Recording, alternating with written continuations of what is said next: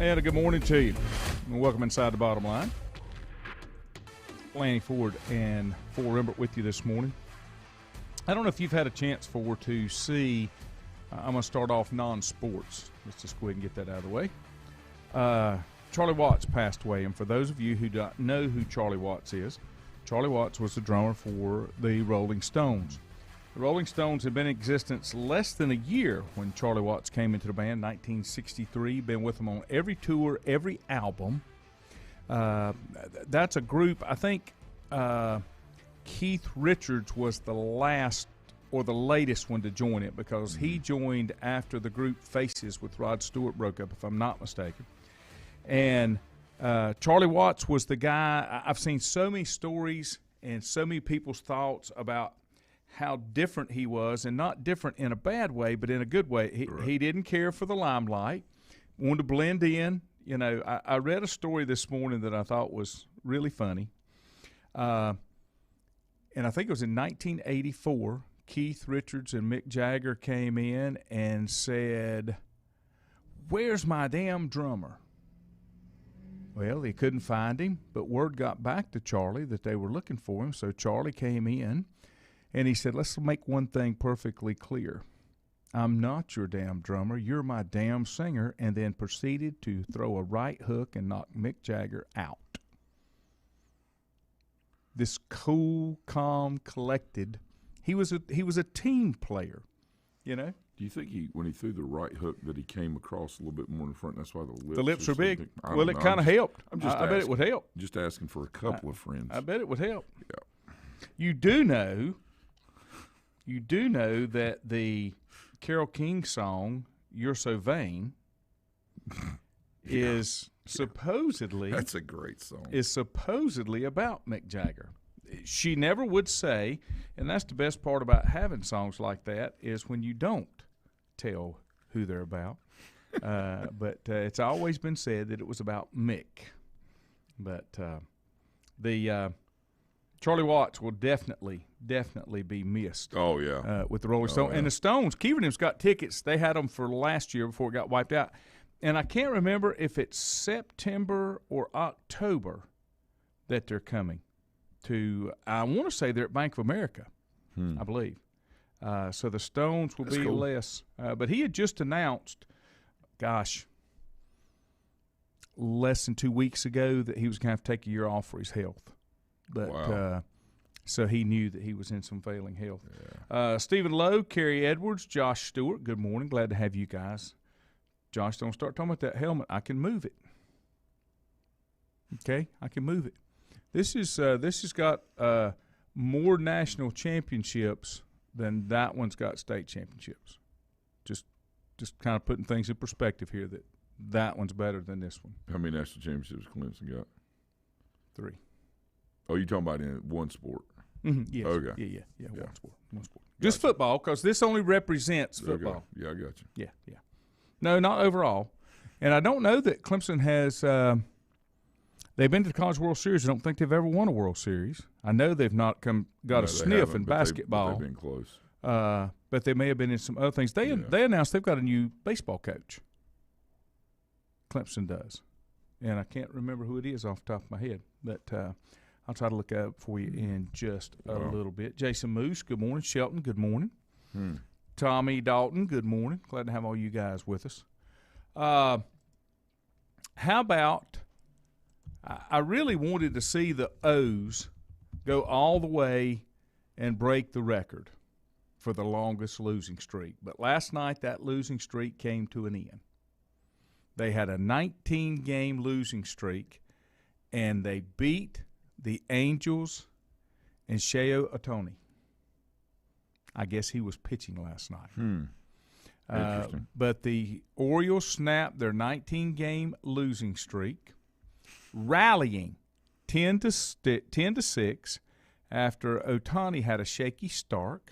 The Angels were up 6-2 in the fourth, 6-4 when Ohtani left the game after the top of the sixth. But the Orioles were 2 losses away from an American League record for the longest skid, which they set for themselves in 1988 when they started 0-21. You know, in baseball, there's two franchises that I can't understand why they're not successful, and I'm hoping you can shed some light on that for me. Those two franchises, that's one of them, the O's and the Pirates. The Pirates used to be a prestigious franchise, in the 70s? They haven't been relative since the 70s, have they?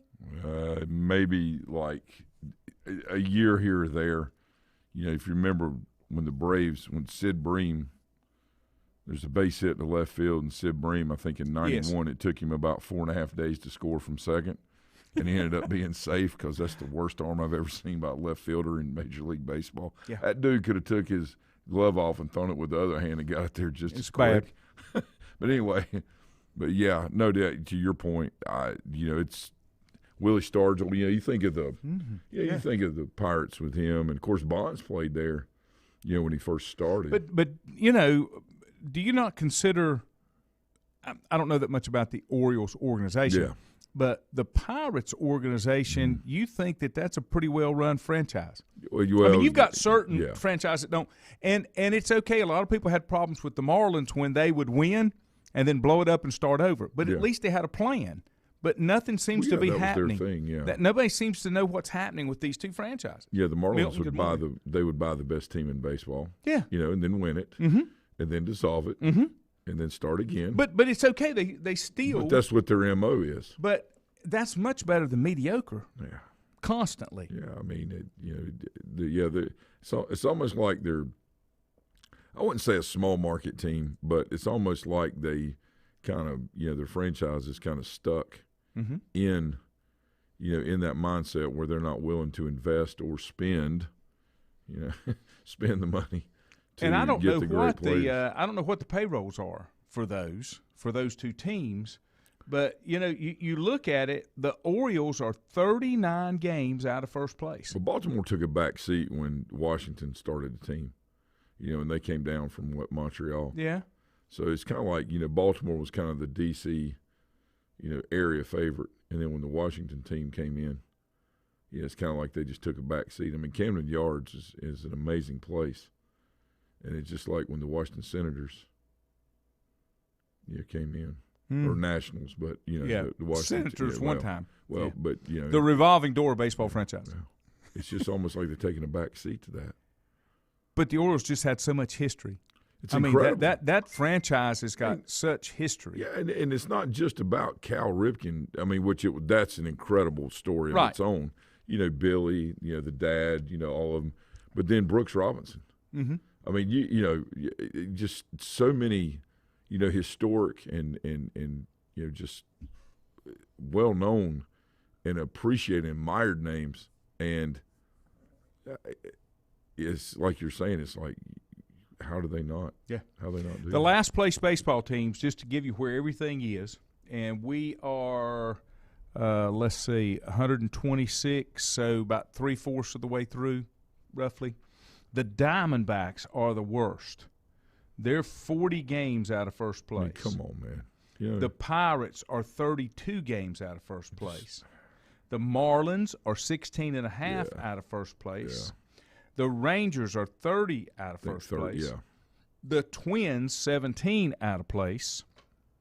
And the Orioles, 39 out of first place. Now, the Orioles with 39 wins, the Twins with 55, the Rangers 44, the Marlins 52, the Pirates with 46, and the Diamondbacks with 43. But it's just the Diamondbacks were an expansion team, right? Yeah. Were they the only one that came in, or was there another? Wasn't there like the Rockies and the Diamondbacks? Was it the Rockies and the Diamondbacks? Okay. I thought there were two that maybe came in. Okay. Maybe, and then the Marlins later, maybe. Okay. Does that sound right? I can't back remember. in the 90s when the expansion draft was going on. Corey and Kevin, good morning. Glad to have you. There were a lot of guys that got picked up by other teams because of the expansion draft or got popped into Rule 5 and, some other things, when the expansion draft was going on.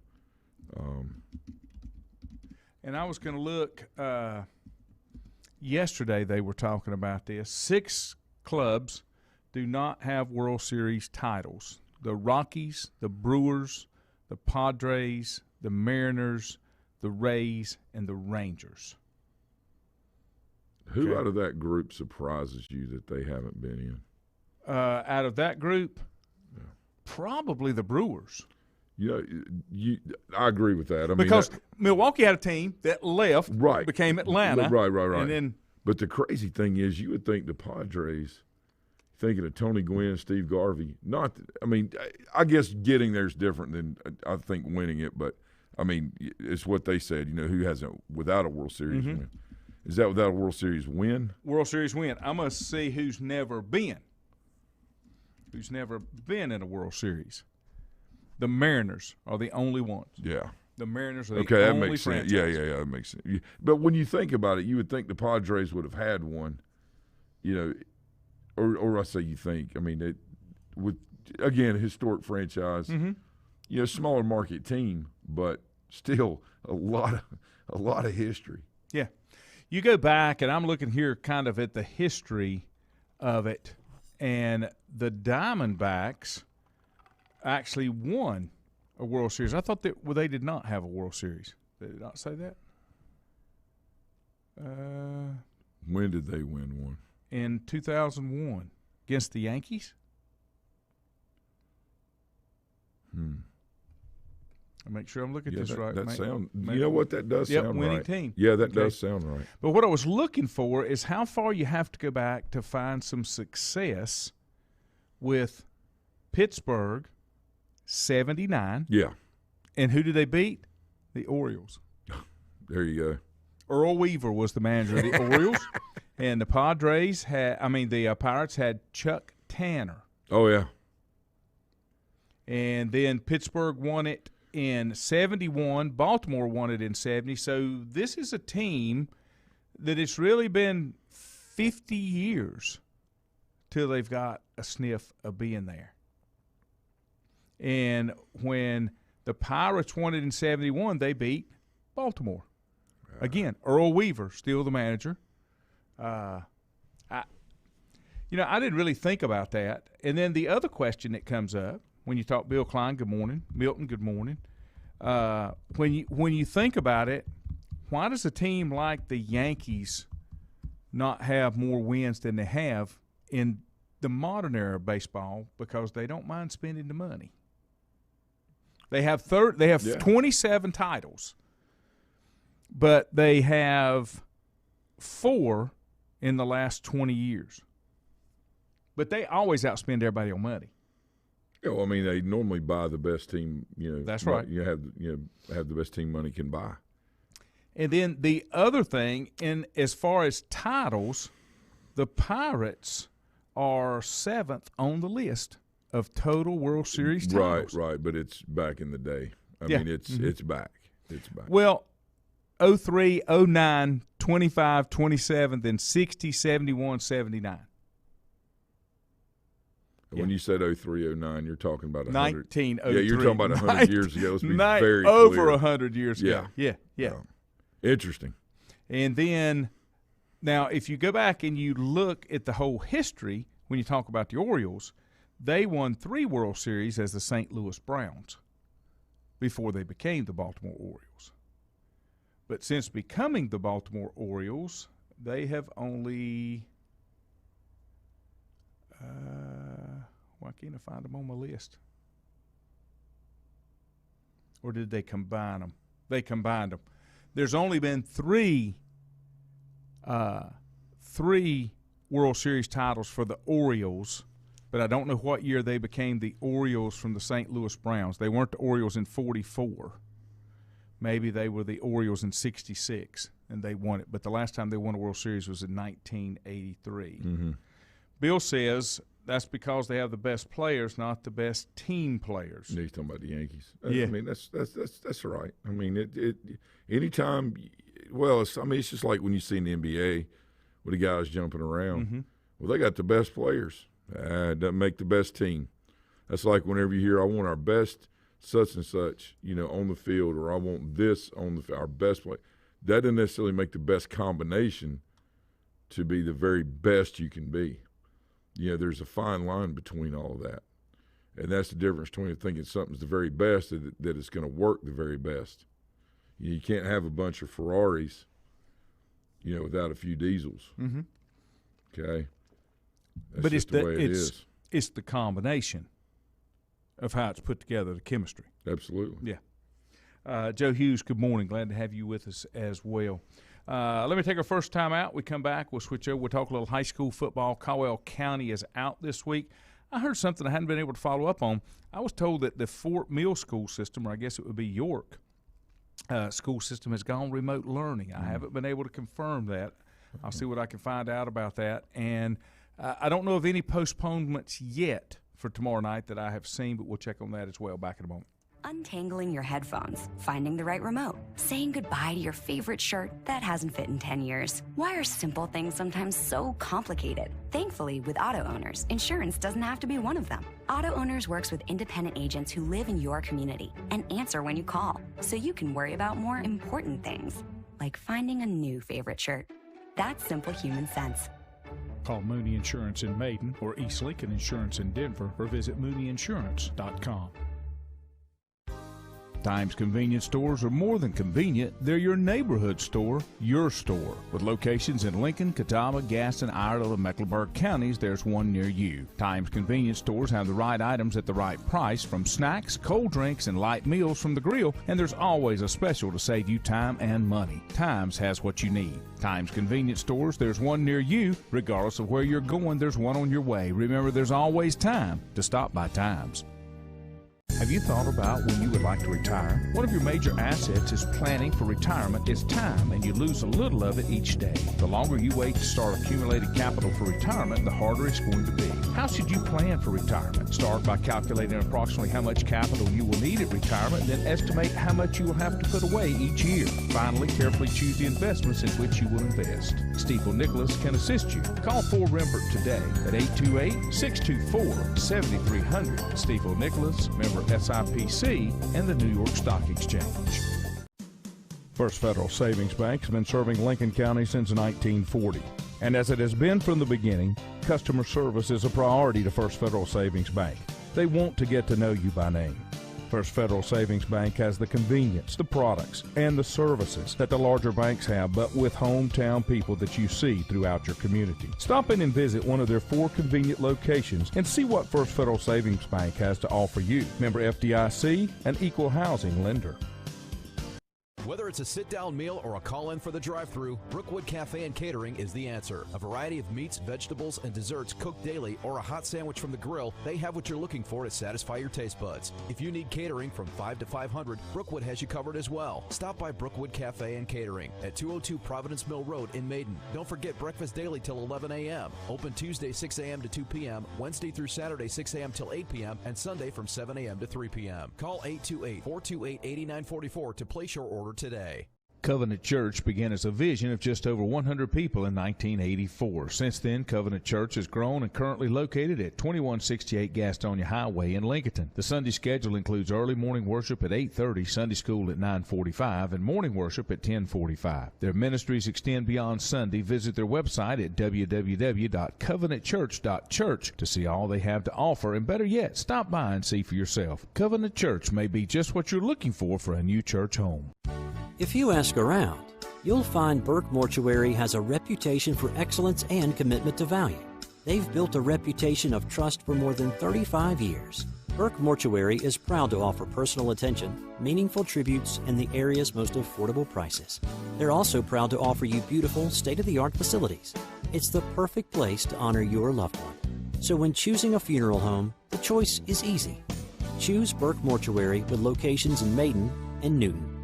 In the best of times, no one is more deserving of every opportunity, encouragement, and support than the youth in our communities. Parents, teachers, coaches, and sponsors struggle to stretch their budgets to continue help. Communities need a team effort. Times Oil Corporation, a longtime member of the community, established the Times Educational Alliance Mission, or Team Foundation. Since 2011, over $125,000 in grants have been donated in the community. Times Oil and the Team Foundation are proud to be community partners.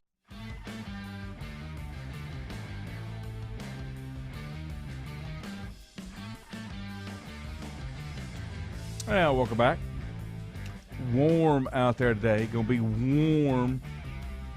Now, JV's go up to Watauga tonight, right? Play at 6:30. We'll be a little cooler up there. Yep. And then the Pioneers.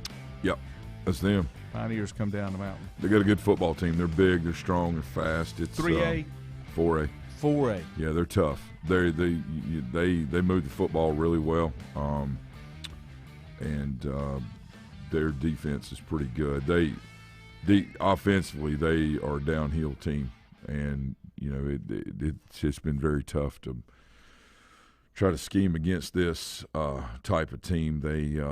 They're big, like East Lincoln was last year, and they get some kids that go on both sides of the ball, which is not really that much of a standard in today's bigger schools. Mm-hmm. The bigger schools normally are able to not necessarily 11 on, 11 off, but pretty close. Mm-hmm. But that hasn't slowed them down. They looked very, very good in the film we had versus T.C. Robertson and against McDowell. Very impressive. The thing about the quarterback reminds me of Marcus Mariota a little bit. What makes it tough on a team like that player. is if they're not doing anything special, they're just kind of powering you down the field, just pushing you around. They are. They're a power option team. Yeah, they run the load option. Love the load option. Yeah, inside outside veer, midline. They mix in the counters. They got the power sweeps. They got the jet sweeps. This has been one of the harder.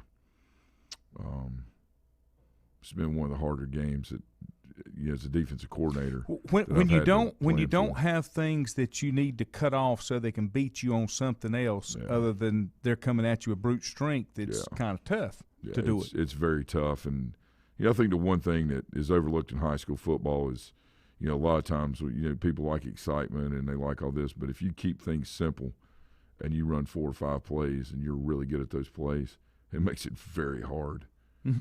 For people to not necessarily stop you, but to defend you. Yeah, we've got to find a way to defend them. They are very, very good. So we'll see. It's going to be a good game. I mean, we are too, but they are very, very big up front, very strong, very disciplined. When they're linemen, and you're a lineman, you'll love this. When the play's going away from the lineman, they'll still rip inside and try to get the second, third level to make the block instead of just, pushing the guy next to him or whatever. They'll rip inside. I mean, they stay low. They look good. They do a good job. They're technique driven and they do a good job. TJ, good morning. Fats, good morning. Deanna, good morning. Bob. Bob said Watauga's well coached and they won't beat themselves. Teams that find the most success are the ones that make you beat them and you don't help them. Yeah, a lot of people are asking, why are y'all playing them? They're a school that's 2-3 times the size of you guys. What are you doing? Well, number one, Coach Byrne felt like last year after Salisbury, and of course you can't help who you draw. I mean, that was like playing the Chicago Bears, right? I mean, they were really good, big, strong, fast.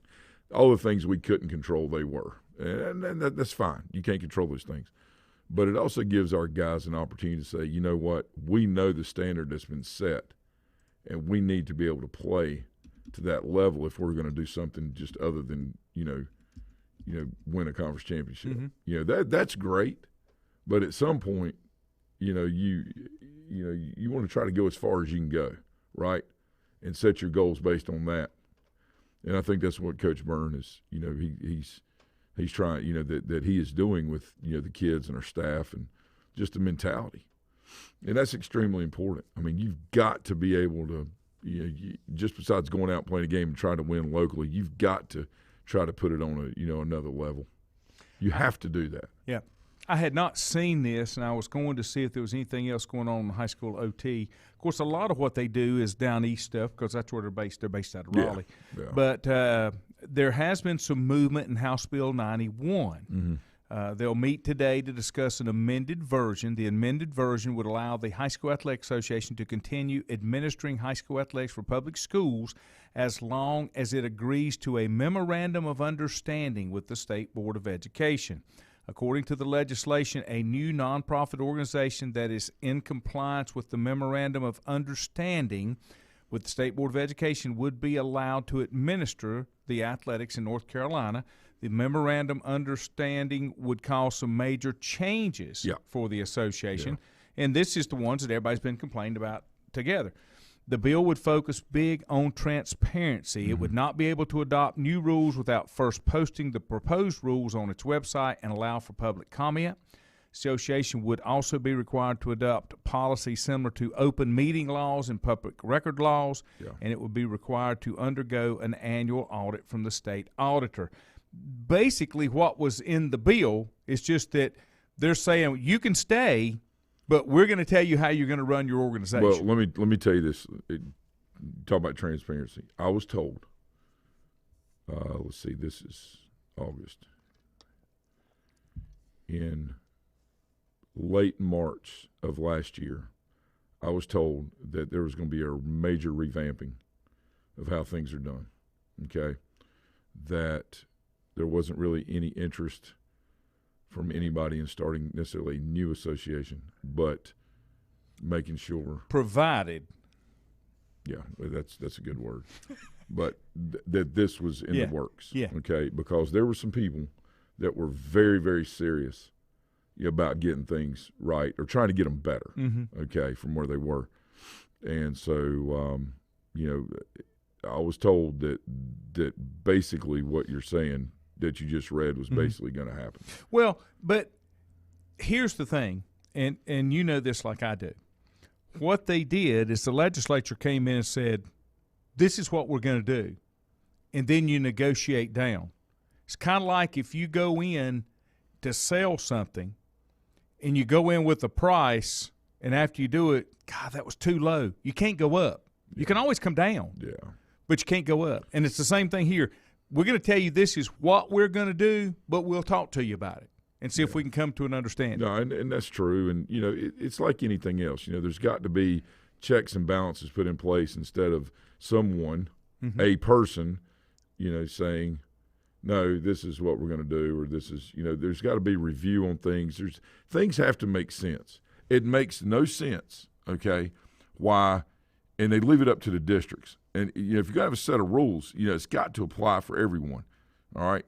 But it makes no sense why in some districts you can transfer and not have to sit out, and in other ones you do. It makes no sense.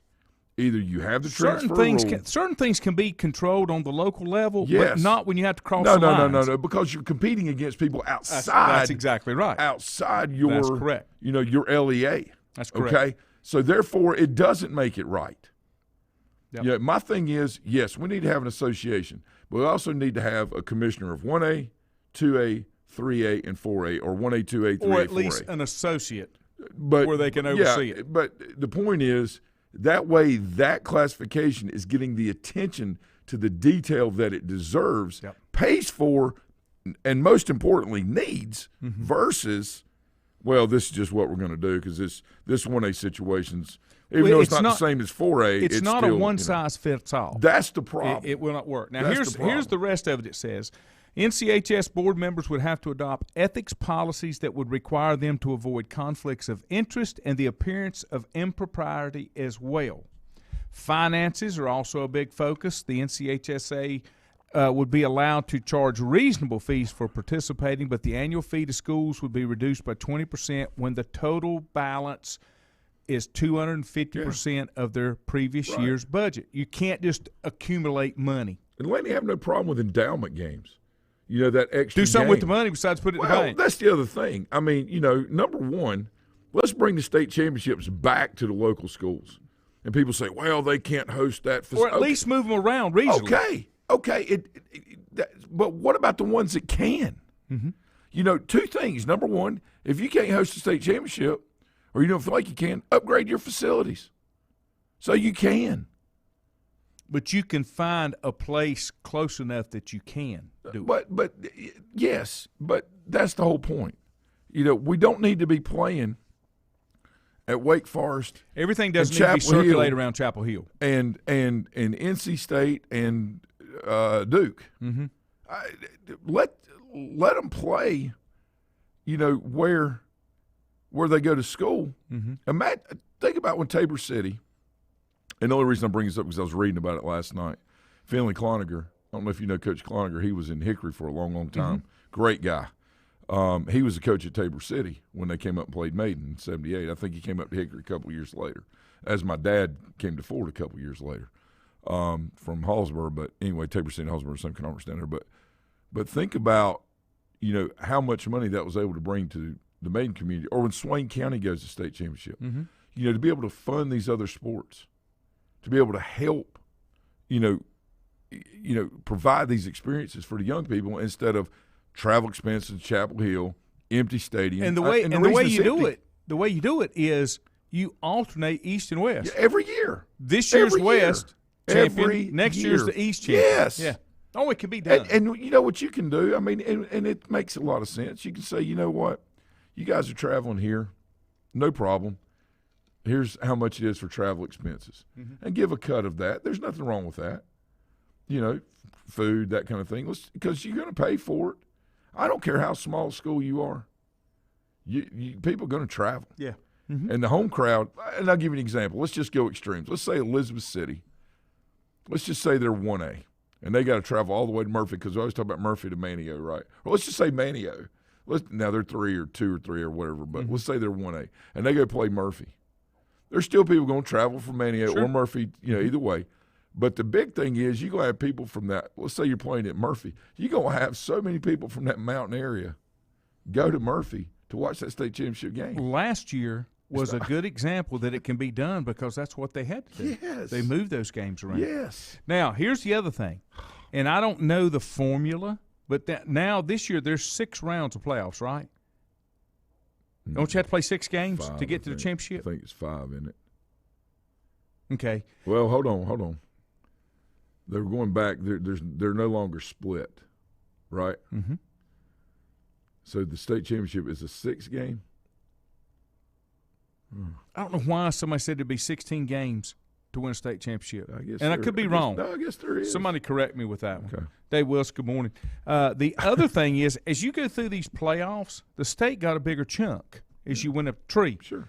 This would say they only get 33% of the net profits from state tournament games, which would be playoffs and championships. Yeah.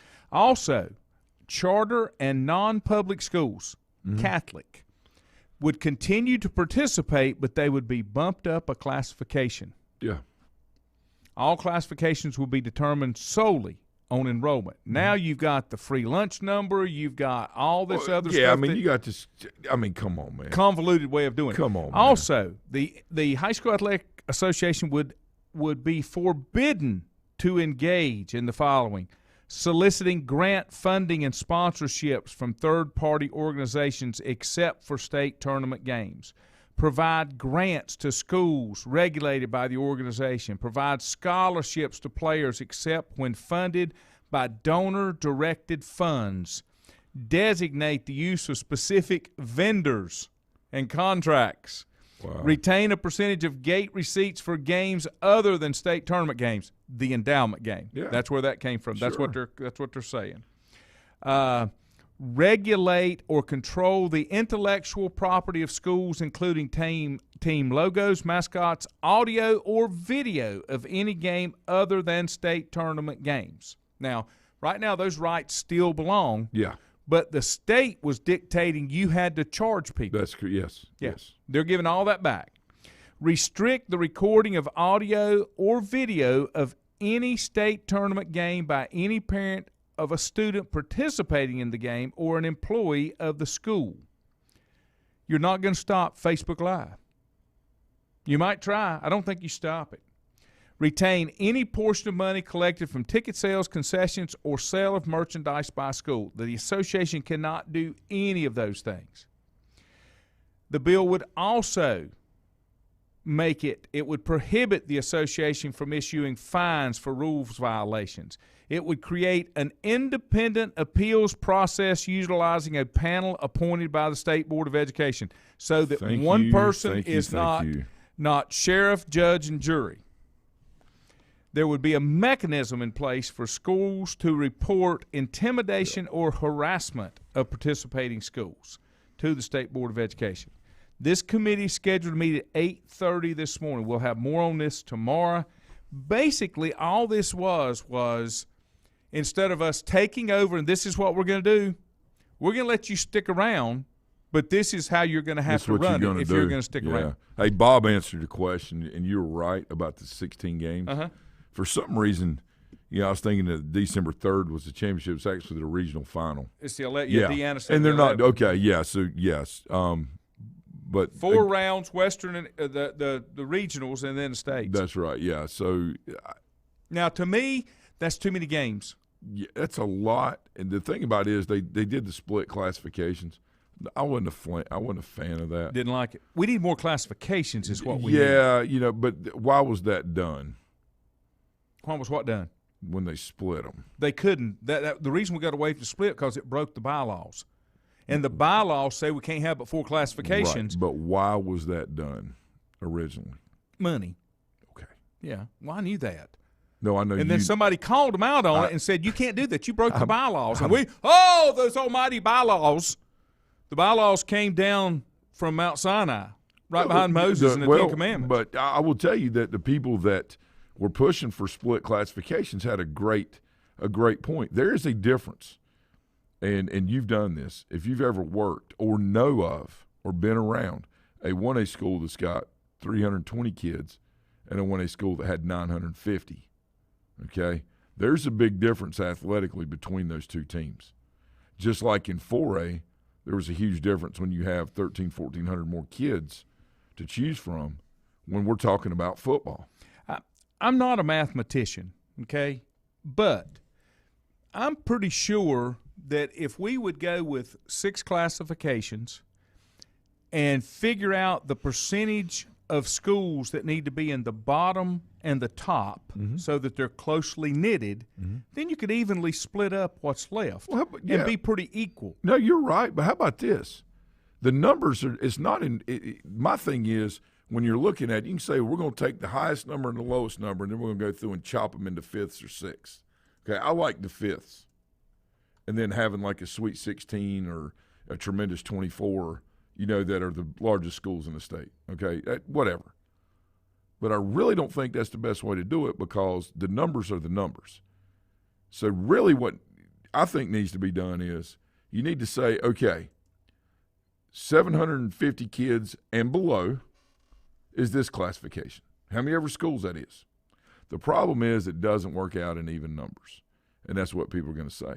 But it works out when you're talking about measuring of the availability of potential and possible talent. But that's all that should matter. It should, but it's what's convenient. Dividing them into fourths right now is convenient. It's not the best way to do it. When you have a team. When I was coaching at Maiden, we had 490 kids. Okay, and we're going up against a couple 1A teams that have over 900. There's an issue. Okay, there's an issue. Now, obviously, Maiden's a lot larger now. The district's been expanded, but I'm talking about personal experience. There's a major difference. The other problem when they did the split 4 is they really didn't need to split anything other than the 1A and the 4A. You're correct. 2 and 3A, there wasn't a handful of numbers. Yes, they were more compressed, but it's like when Monroe was, I think they were 1A for a little while, and of course now they're back up to 3A. They were 2A, whatever, da-da-da-da-da. But, it's all based on how many of these new schools are being built, and it compresses the other schools down because the new schools being built theoretically in large part are the larger schools or consolidated schools, right? So it pushes the other ones down some. I don't know, man. It's worth the debate. The biggest thing is there's going to be some changes. And that's the great thing. It looks like it's not going to be just blow it up and wholesale change, start everything, but just make things a little clearer, a little more understood. Everybody's on the same page about how things are going to be done, and I think that's what most people were looking for anyway. Yeah. I mean, look. I got in a huge back and forth argument email with a guy that's the assistant something of the Coaches Association, vice chair, vice president, or whatever. And basically he was telling me, like, they sent out this propaganda email about, we support the High School Athletic Association without putting anything behind it. Till they wrong you. Yeah, well, and then I replied back I said, no, we do not. You might, but there are major changes. Well, have you talked to your local representative about? I said, what? He's like, if you haven't expressed your concerns to the High School Athletic Association representative or your coach association, your concerns really aren't valid. When he did that, there was an email sent back talking about, and he said, in my 42 years of experience, such and such. That's your biggest problem, your 42 years of experience. Okay. And I said, I'm sorry. I'm sure you're a wonderful man, a nice person. I'm sorry in your 42 years I've never heard of you, but da-da-da-da-da. Unbelievable. Telling me that my concern is only valid if I talk to a representative. Let me tell you something. Number one, nobody speaks for me except me. Well, okay? Let me be very clear. When you vote, it's your vote. Well, yeah, but I may be a member of the Coach Association. No, I'm just saying in general. You know, but let me tell you something. Yeah, there are representatives there. It's just like somebody told me one time, said, you work for me, you do that. Wait a minute. Yeah, you speak, I speak on your – whoa, hold on a minute, bro. No. Hold on a minute. Yeah. You don't own me. I'm not your anything. Yeah. I speak for me. That's correct. Okay?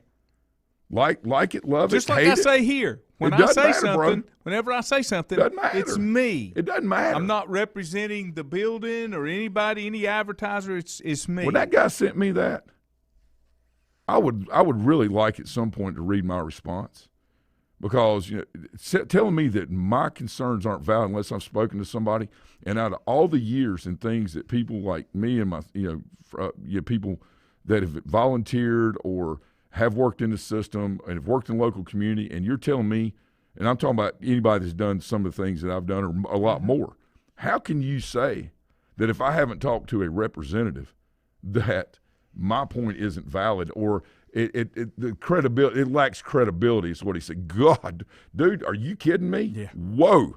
Let me show you a little bit about credibility, bro. And the other – oh, my God, it was unbelievable. The other thing, Milton said, Unbelievable. amend the bylaws, problem solved. That's the problem just like this. It is such a procedure, they make assumptions that this is what it's supposed to do, and nobody will go through the procedures. You know what that makes out of you and me, don't you? Yeah. An assumption? You know, it makes out of you and me. Mm-hmm. You don't ever do that. And then I got this really nice reply from him after I laid it all out in about 42 pages of basically, you know where you can go and take that, and you need – and I told him, I said, let me tell you something, brother. Before you fire an email off at someone, you should do what I did and Google search who you're talking to. Okay? You need to make sure you know who you're talking to before you do that. And I'm not talking about just me or, I mean, anybody. Mm-hmm. Because when he sent me the first email back, I Googled him, found out some of the things he's done, the boards he served on. I thought, okay, now I know I'm talking to. Do my this homework. Is great, da-da-da-da-da. And then I get this email back from him. And obviously he hadn't done his homework. Yeah. Obviously. Okay. Unbelievable. Yeah. I don't mind engaging in conversation with anybody, but don't come in with stuff unless you know what you're talking about and who you're talking to. I don't care. I mean, that's fine. It doesn't matter. But you can't do – God, oh, my God, my blood pressure was good until I thought about this. But it goes back to the whole thing with the high school. They were defending a position that's non-defendable. And, yes, there are some great things that are done within the organization. There are. It's the thing – you don't throw the baby out with the bathwater. And that's what he was telling me. Yeah. I said, I don't want to do that. You're misunderstanding what I'm saying. I do not support it. But there is room for improvement. I do not support it under its current formats, what I'm saying. Mm-hmm. Things have got to change because you cannot sit there and let one school transition to classification because their numbers are actually way down a year later from where they were when they got put in there, and then tell Tuscola, no, you can't do that. But you can't do that. But the other side of this, when you said you didn't support it the way it is, you didn't fully support the changes that were going to happen either, because, like I've said, it was that pendulum. We're here. We swing past the middle and get up here. We've created more problems instead of just trying to fix the problem. Right, instead of working out fixing. That's what transparency does. I'm going to take a break. We come back. I got a comment from Butch. I'll give it to you next. Untangling your headphones, finding the right remote, saying goodbye to your favorite shirt that hasn't fit in 10 years. Why are simple things sometimes so complicated? Thankfully, with auto owners, insurance doesn't have to be one of them. Auto Owners works with independent agents who live in your community and answer when you call, so you can worry about more important things, like finding a new favorite shirt. That's simple human sense. Call Mooney Insurance in Maiden or East Lincoln Insurance in Denver or visit mooneyinsurance.com. Times convenience stores are more than convenient. They're your neighborhood store, your store. With locations in Lincoln, Catawba, Gaston, Iredell, and Mecklenburg counties, there's one near you. Times convenience stores have the right items at the right price, from snacks, cold drinks, and light meals from the grill, and there's always a special to save you time and money. Times has what you need. Times convenience stores, there's one near you. Regardless of where you're going, there's one on your way. Remember, there's always time to stop by Times.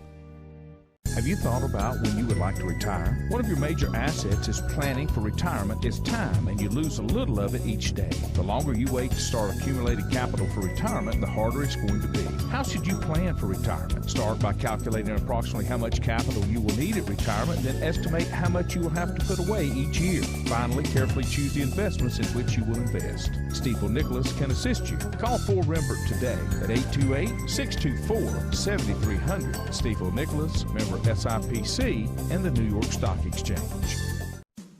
First Federal Savings Bank has been serving Lincoln County since 1940. And as it has been from the beginning, customer service is a priority to First Federal Savings Bank. They want to get to know you by name. First Federal Savings Bank has the convenience, the products, and the services that the larger banks have, but with hometown people that you see throughout your community. Stop in and visit one of their 4 convenient locations and see what First Federal Savings Bank has to offer you. Member FDIC, an equal housing lender. Whether it's a sit-down meal or a call-in for the drive-thru, Brookwood Cafe and Catering is the answer. A variety of meats, vegetables, and desserts cooked daily, or a hot sandwich from the grill, they have what you're looking for to satisfy your taste buds. If you need catering from 5 to 500, Brookwood has you covered as well. Stop by Brookwood Cafe and Catering at 202 Providence Mill Road in Maiden. Don't forget breakfast daily till 11 a.m. Open Tuesday 6 a.m. to 2 p.m., Wednesday through Saturday 6 a.m. till 8 p.m., and Sunday from 7 a.m. to 3 p.m. Call 828-428-8944 to place your order today.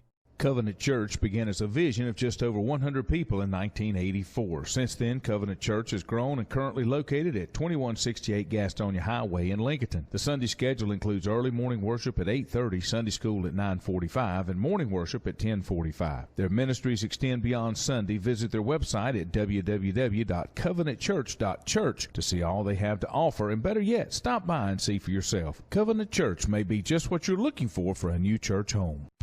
If you ask around, you'll find Burke Mortuary has a reputation for excellence and commitment to value.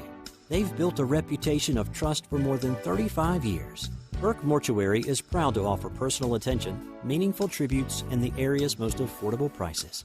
They're also proud to offer you beautiful, state-of-the-art facilities. It's the perfect place to honor your loved one.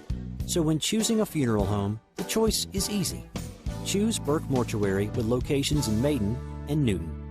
In the best of times, no one is more deserving of every opportunity, encouragement, and support than the youth in our communities. Parents, teachers, coaches, and sponsors struggle to stretch their budgets to continue help. Communities need a team effort. Times Oil Corporation, a longtime member of the community, established the Times Educational Alliance Mission, or Team Foundation. Since 2011, over $125,000 in grants have been donated in the community. Times Oil and the Team Foundation are proud to be community partners.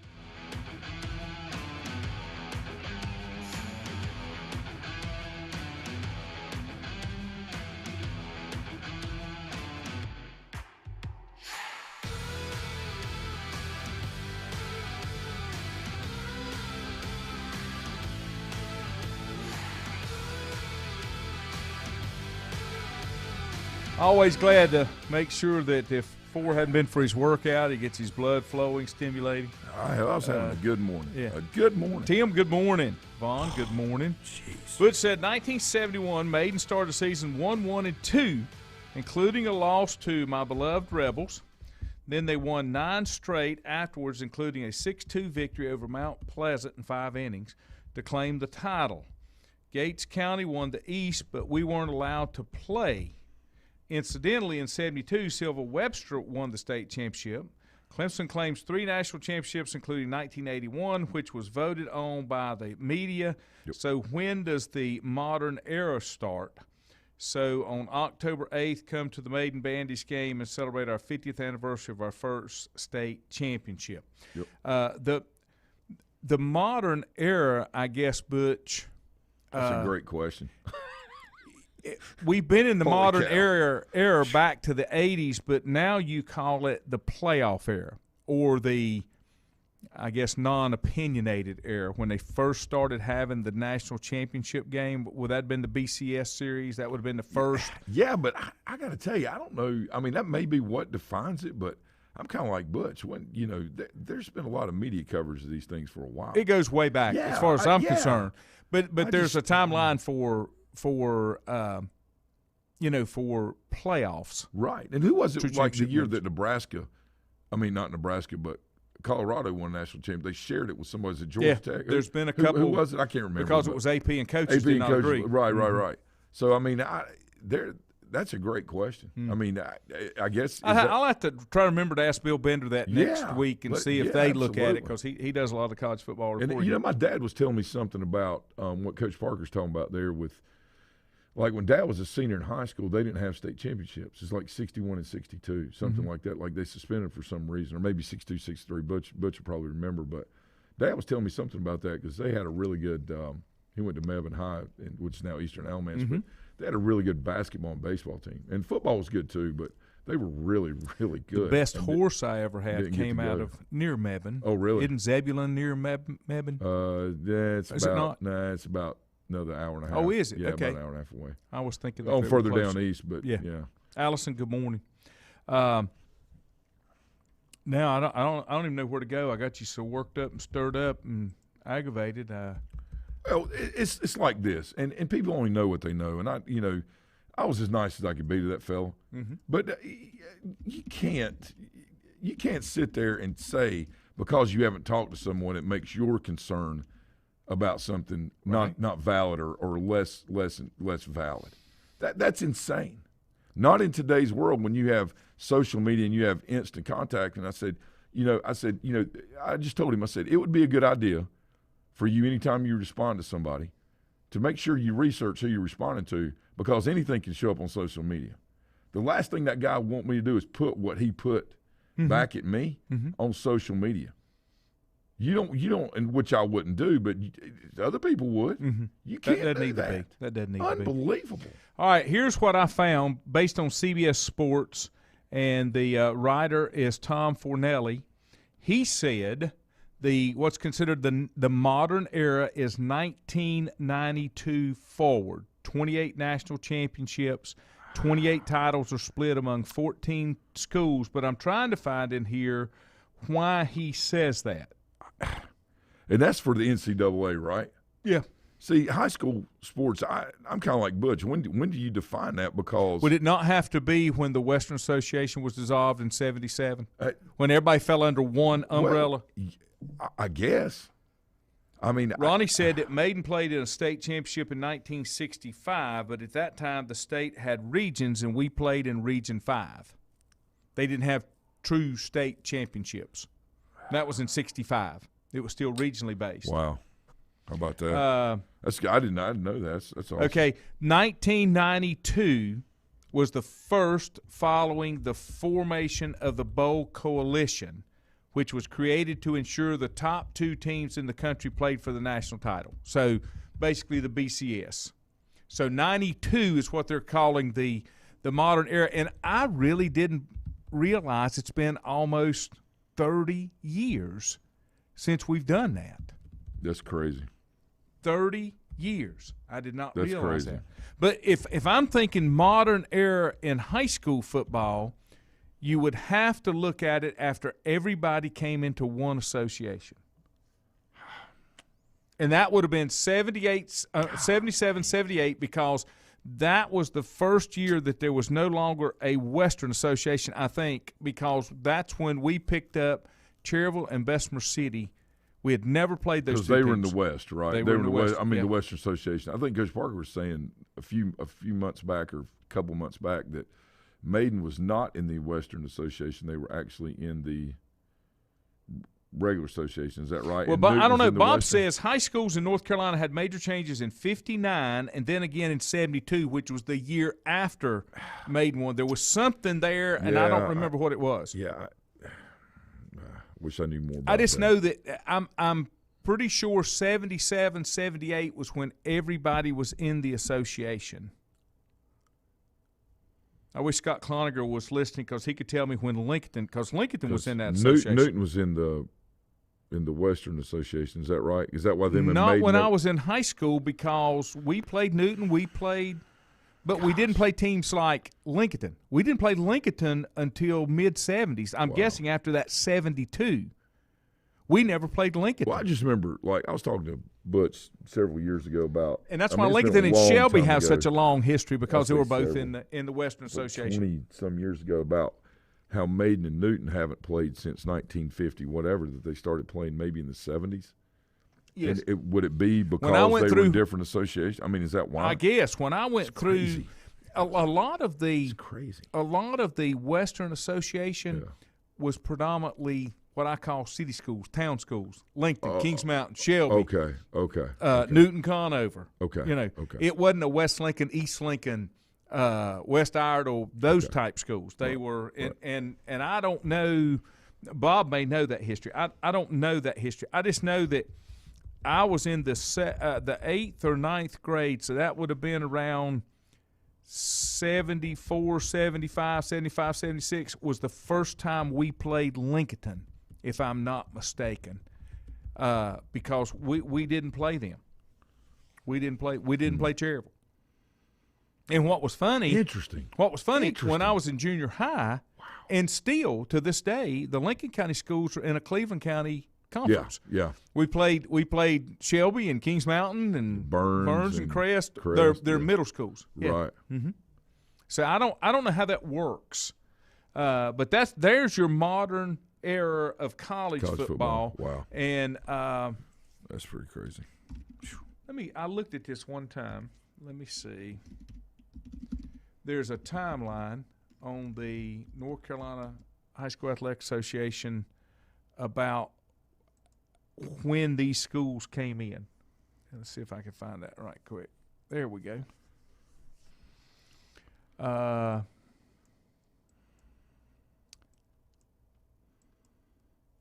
Wow.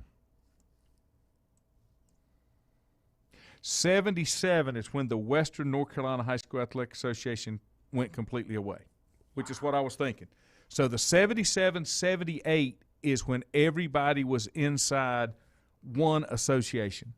So that would, in my eyes, that would have to be the modern era of high school football in North Carolina.